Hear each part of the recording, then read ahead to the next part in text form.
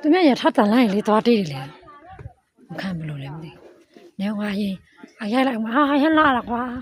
ဟုတ်ပါအပေါ်မှာလည်းလာလေအဲနေအပေါ်ဆုံးကလေးတက်ပါလေခုတော့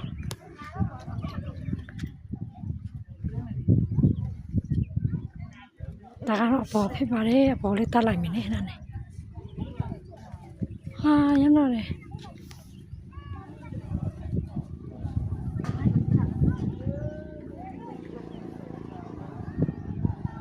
ဟောပေါ်ကနေပူလာမှာပေါ့နော်